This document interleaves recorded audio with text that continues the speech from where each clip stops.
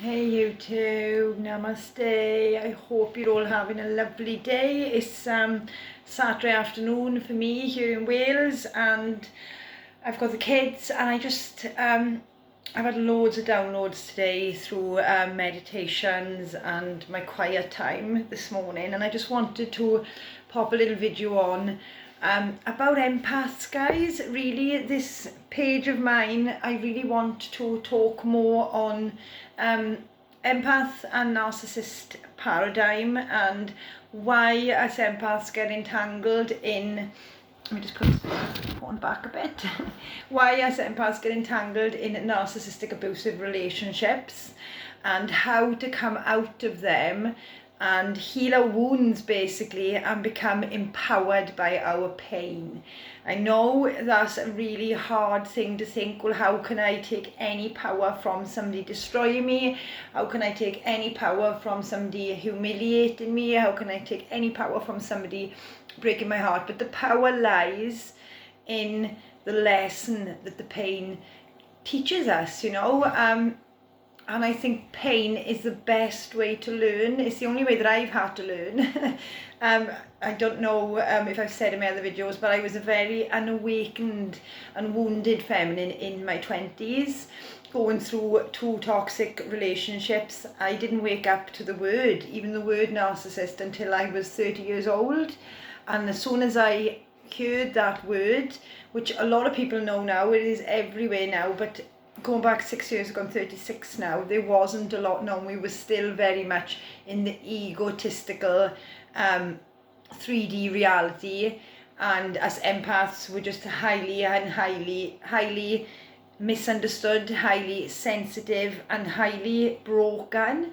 But I had my awakening when I was 30, and I come to the realization that my mother was a narcissist, and I had all these childhood patterns and childhood traumas because of the way that I was treated, and because of the way that I was loved or wasn't loved, and I didn't have no affection or no love physically or emotionally. My mother was always there, as far as being a mother, but as a baby you need to be touched, you need to be kissed, you need to be told you loved it, and if you're not, then you will grow up feeling like you're not good enough, because if your mother can't even do that for you, the person that brought you into this world, then how is anybody else going to? So subconsciously you automatically run on a program.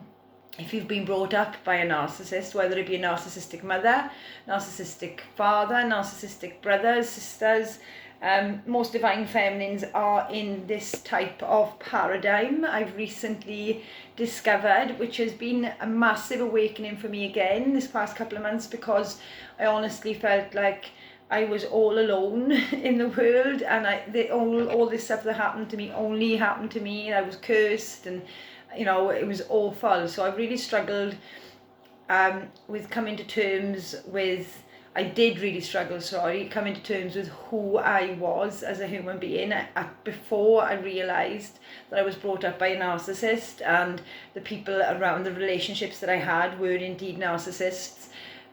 I didn't know what real love was. I didn't know how somebody was supposed to treat you unconditionally, even though I give that love unconditionally to the narcissist, or to my mother, or to the relationships. I never received that back. But because of my childhood wounding, because of the way that I was brought up as a little girl, I saw that as normal. And another thing that happens in the brain subconsciously, from a child that is brought up unloved and unwanted, and feeling like they have to fight for love, or feeling like they have to give more of themselves just to be loved, we then subconsciously go on to attract partners into our lives that love us the same as the people who abused us, crazily enough, love us the same as our mothers loved us, So if your mother was controlling, which my mother was, controlling, domineering, wouldn't let you be yourself, couldn't understand you, you will then subconsciously go on to find love that you need to fight for, because that subconsciously is what is right for you. So even if a lovely man, this has happened in my lifetime, I've met the narcissists, and I've also met nice guys who have wanted to give me everything, you know, and who have wanted to proper love me and who wanted to get to know me. And because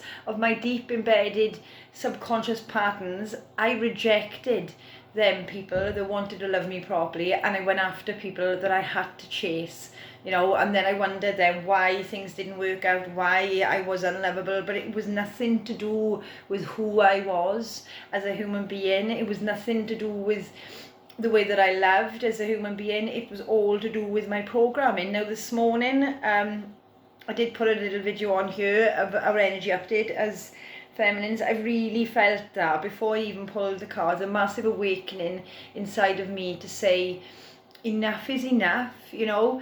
I don't know if any of you on here have gone through narcissistic relationships and been hoovered and been made to feel unloved. Now my last recent ex, not my boy's dad, I met somebody last year who I called my twin flame, and he may be my twin flame, but I will talk more on twin flames and the reason why we meet them, and soul ties and karmic partners and things later on on my page. But right now I'm just gonna skim through this. And like I said, I met him last year at a really low point in my life. I lost my father and my beautiful cousin. They both passed away early in the year, and then I met him in the middle of, you know, between the two of their deaths. I met this guy, and it was an instant connection, an instant, you know, recognition. I had never ever felt that comfortable with somebody before. I'd never ever felt, and I guess I probably had, but being in the place that I was in, you know, I just lost two extremely important people in my life. You know, I don't bother with a lot of people because I'm a seer and I'm a psychic and I can feel energies. So if I'm around people that are negative, I can feel that, you know, but my spidey senses are more on point now. But I obviously needed to learn the lesson of spirit last year of discernment, you know. And if anybody have ever dealt with a narcissist, you will know that when you first meet them, you know, there is no discernment, because you feel that unconditional love, you feel that bond. This person will do absolutely everything for you. This person will make you feel like you're the best person in the world, like you've met your soulmate. And this is exactly what he done to me last year, you know. My gifts come on because I felt comfortable enough to be myself around this guy, you know. And the longer it gone on, the longer the relationship went on, the more red flags come up, and the more red flags I ignored, and my intuition started going. And then all this year we have been separated but still in contact. But because I've been listening to him and the hoovering and the like bullshit, basically, my heart was blocked, you know. Again, I want to talk about the chakras at a later date, but our heart chakra, once it's been hurt, or once it's been blocked, or once it's been broken, it affects every other chakra inside our body, you know. It affects our throat, so we're unable to speak our truth. It affects our third eye chakra, which makes it really hard to discern and understand who people are and what they are, you know. I really struggled with my intuition the past couple of months, and this is why I've come to the decision today to be like, enough is enough. Because when you're with a narcissist, or when you're around a narcissist, they will never allow you to be your true self. They will always put roadblocks in front of your eyes, or they'll put a blindfold in front of your eyes and tell you that it's okay to feel like that. It's okay to feel confused. This is how it is. But we have to listen to our intuition, because if we don't, then we just get guarded. And like I said, every other chakra becomes blocked. So yeah, this guy's been stringing me along all year, basically making me feel that I'm confident in myself. Because you know what it's like, girls, when you're with somebody that you truly, truly love and you truly, truly trust, and they start picking holes in you instead, and being an empath and being a wounded person who is used to that, you know, subconsciously used to that from childhood, and from past relationships, you believe you believe that there is something wrong with you, you believe that you are unlovable, and you go on and pick holes in yourself, and the more you pick holes in yourself, the more you chase that other person, because in your eyes that other person is your life, you know, that other person speaks truth.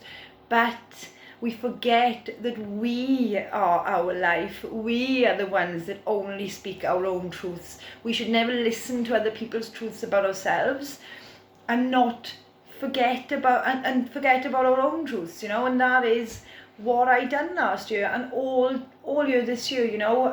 I'm not coming on here slating anybody. I'm not coming on here to judge anybody, because I also know why narcissists are narcissists, you know, and they are very wounded as well. It's not that they're evil people on purpose. They are living on wounds. And as the saying goes, hurt people, so they will go on and hurt us. So we can look at this two ways. We can look at it as coming out of a narcissistic relationship and thinking, I absolutely hate that person. Why did they do that to me? I didn't deserve it. Blah, blah, blah, blah, living on that anger, which I have been this year. Or we can understand from a different perspective, once we start healing, when we separate ourselves from the emotion that is making us feel like shit, that is making us feel less, and if we just separate ourselves from it and actually see that other person is hurting as well, that other person has gone through something to be that much in pain, to cause pain on somebody else, and it's not forgiving, and it's not forgetting what they done to us, you know. That's where our barriers come up, that's where our walls come up, and that's where we can protect ourselves. But if them walls and them barriers are too far up, our heart chakra, will be blocked off, and then we will live on the wounds, and we will constantly think, oh, I'm not going to go fall in love again with that person because they hurt, you know, the last person that hurt me, and then we stop living. And that is exactly what I have done this year. No matter how many men have asked me on dates, or how many of my friends asked me to go out, I would be like, no, I'm staying in, I'm healing. But subconsciously, I wasn't healing. I was waiting for this person to come back and approve me, you know. And let me say that again, I was waiting a full 10 months. We split up last November, so it'd be 9-10 months now, a whole year, for somebody to come and validate me, for somebody to come and say, yes, you are worthy of love, yes, I do love you, when it should never have been that. It should have been me validating myself, me validating my worth on how much I've done for that other person, how much I give up for that other person, how much a relationship is equal give and take, how much I would never have made him feel hard to love. You know, we've got to swap the roles.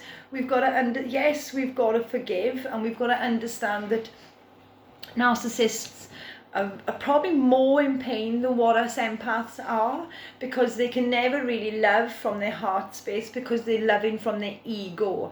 Okay, let me say that again. They're not loving from their heart. They're loving what they call love from their ego. So if you're feeding that narcissist's ego, or if you're giving them everything, then they love you. But then as soon as you bring something up that may be hurting you, the narcissist will turn around, a narcissistic person will turn around, because you've hurt their ego. Instead of tapping into their heart space and understanding and being empathetic towards your pain, they will turn it around, and the ego will get massively hurt by something that you said. For example, you know, I could say, well, you need to go to work, or you don't do this right, you know, even though I've had months and months and months of abuse, and months of being told that I need to change, I need to heal, there's something wrong with me, which I took on board, you know, and I understand. I was a very wounded feminine. I did live in insecurities, and I wanted to heal, to be a better woman for him, you know, but he never seen that. And they will then turn that ego bruise of theirs and turn it around onto you, and blame you, subconsciously blame you for the things that are going wrong in that relationship. And again, you go into yourself and you blame yourself and you chase that person and it just destroys you in the end. It literally has destroyed me this year, and this is why I wanted to start this channel.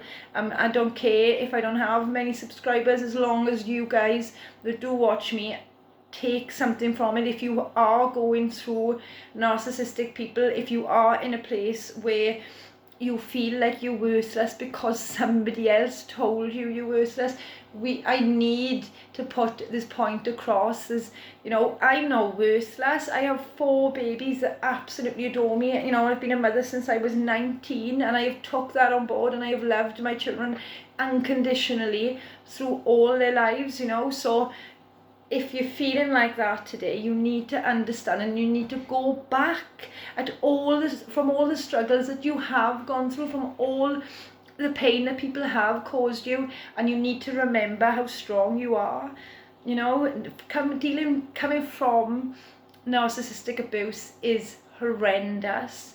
You know, this is the 3rd time that I've had to go through it, and obviously I've had a lifelong relationship with my mother, who is a narcissist, you know, so I've always had to battle, and I've always had to be defensive. But the more we defend ourselves, and I just want to say this as well, this is where the healing comes in, and this is where I'm so passionate about waking people up to the fact that we may live on wounds, okay, and the narcissistic person will try and trigger you, okay. My mother, for example, you know, my mother would say something, oh, you're this, or you're lazy, or you're not as perfect as me, looking for me to react. Because as soon as you give a narcissist your reaction, your emotion, you've given them your power. You've been like, well, there's all of my power, you take it, I am nothing, you are everything. And it feeds the narcissist's ego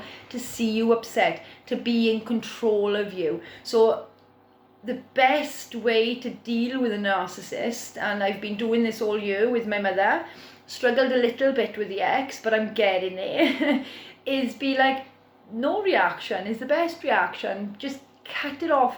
Say if she was on the phone to me, and she'd start, and I could feel my emotions, and I could feel my triggers coming up. Normally, me last year, or me every other year, would be like, no, this is my point, this is how I feel, you're wrong, get upset, get angry, argue. I'd put the phone down, she'd be full. She'd be absolutely full, because she knew that she triggered me and hurt me, and she would have fed off all my good energy, and I would be absolutely depleted, upset, crying for like the next 2 days, you know, until I'd be able to pull back my energy, and she'd do it all over again. So now, instead of getting to that place, I'm recognizing when the trigger arises, when that feeling comes. It can be in your belly, it can be in your throat, in your chest. It can be in the belly like a butterfly, it can be in your chest like a tight feeling, or it can be in your throat as well. I feel a lot in my throat because I don't speak my truths, you know. Whenever that comes up and you feel emotional and you feel angry, then you need to recognize that feeling, and you need to just cut it off and be tidy about it. Be like, right, okay, I've got to go now, I'll speak to you later, and put the phone down. And that way you're instantly cutting the feed that they want to take off you. You're cutting it off. You're cutting it off. They can't do anything about that. And you watch the narcissist crawl back into their little cave, because there is nothing that they can do or say to you that will make you feel less than for them to feel more than. I hope that makes sense, guys. You know, there's so much to the narcissist and empath paradigm. I don't know everything. I'm just going to give you my examples of the life that I lived through the narcissistic abusive relationships that I've been through. But for anybody that has been through patterns, because when I was 30 and I had that awakening and I come across the word narcissist, that's when my angels and my guides really spoke to me. I mean, they've always been with me since a child, but narcissistic programming, being in the 3D reality of thinking that society is a certain way and I was wrong and they were right. I ignored my own intuition, I ignored my guides until there was nothing left of me, you know. And my guide showed me when I was 30 And I still remember sitting on my living room couch, crying my eyes out. I just split up with my ex, who had been physically and mentally abusive to me, to the point where I wanted to kill myself. You know, I had a 16-month-old baby and 3 other sons. I had no education. I had no money coming in. I was just a single mum. And I was lost, you know, and the memory that my guides gave me was of me as a little girl, you know, a little girl who used to love reading, who used to love writing. I was a dancer. There was no bad in me as a kid, you know, and I sat there and I thought, how the hell have I got from that little girl to this angry, upset, emotional, crying, hating my life type of woman, you know? I had sort of, 4 beautiful boys at that time, because the baby was only 16 months old, and I just flipped it around, and I was like, you know what, that is who I really am. And that's when I started researching, and that's when I come up with the word narcissist, you know, and I was like, a light bulb. I definitely believe, and I weren't spiritual at that point, you know, that was just the first initial awakening, I guess it was, but I didn't know it was an awakening. It was just a change in my perspective, change in my perception. My angels really coming to me then and being like, do you know what, this isn't you, remember who you are. And I've spent 6 years now going to college, starting my own business, running my own homes, everything that I thought I could never do in my 20s, because I was hiding behind relationships that were abusive. I would rather stay in abusive relationships in my 20s than stand up for myself and go on my own, because I had no confidence. Because that's what narcissists want you to do, is stay, and I seem 21-12 and stay in that place so they can control you. So I took my power back, and 6 years later I am now the person who I should have always been, you know, and I haven't got anybody in my life that is telling me any different.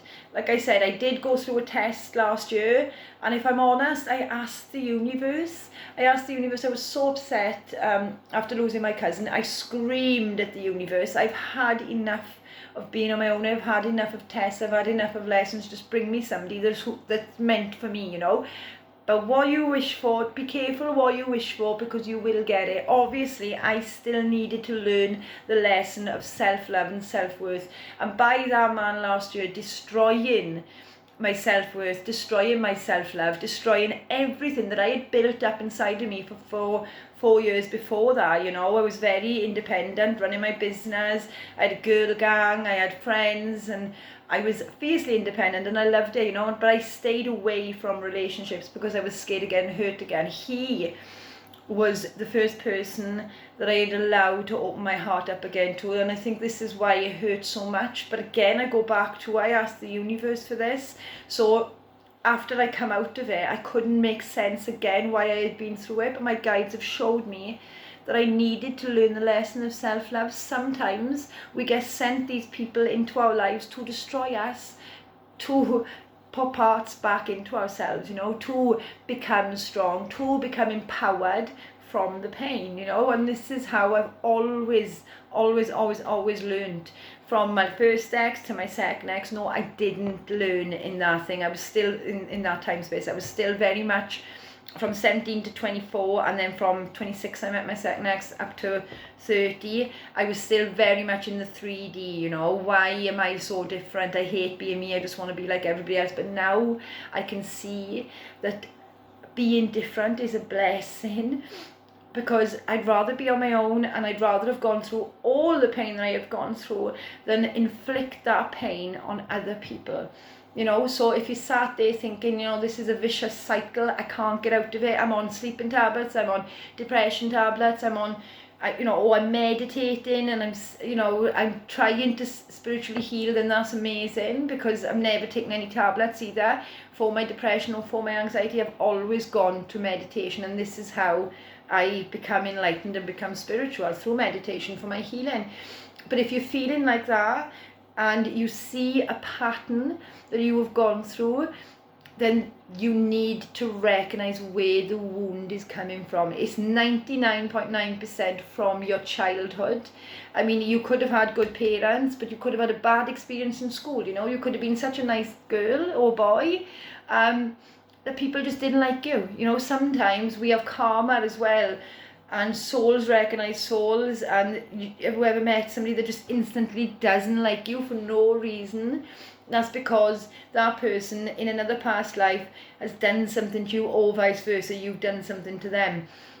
But then you can't keep thinking in this lifetime that there is something wrong with you. You need to recognise that it is a pattern, like I said, and there is a deep emotional wound there that needs to be healed, you know. Even though I knew all my childhood that it wasn't right how my mother brought me up, you know, even though I knew my brother died of addictions and my other brother had a mental breakdown because of he was the enabled child and me and my other brother were the rejected children, you know, but it messed his head up as well because we all have a conscience, you know.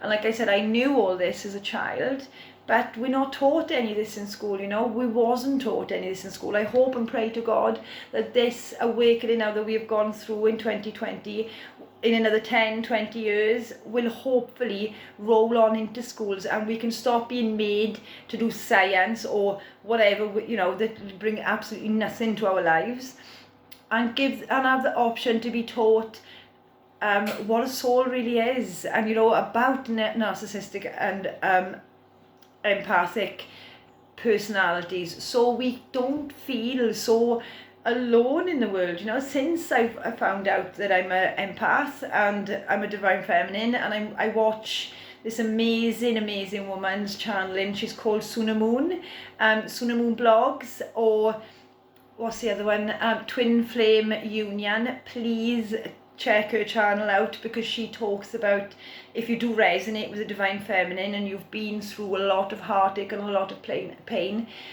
Twin Flame Universe and Twin Flame Union, her two channels are, and she also has another two, but I'm not sure of them, but they all have the same videos on. Please go and check her out. She's absolutely amazing, and she have changed my focus on this journey of a twin flame, not to find another person, but to find myself, you know, and to work out why I went through all the pain that I went through.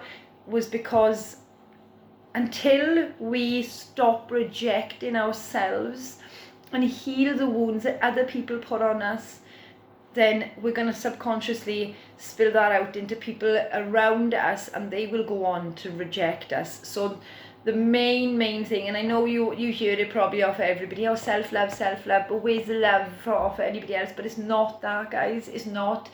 Self-love and being an empath and being a human really is all about, if you want to stop the mental conflict, if you want to stop the feeling not good enough, if you want to feel complete in your own skin, the first thing you need to do is love yourself. Okay, and yeah, it's hard when you've been abused, it's hard when you've had somebody that you completely love reject you, but it's even harder to stay stuck, because like I said, I've been stuck for all these months now waiting for somebody to come and validate me, when I never needed anybody to validate me. I needed to validate myself, you know. So please, if anybody resonates with this, the first step is self-love and self-acceptance.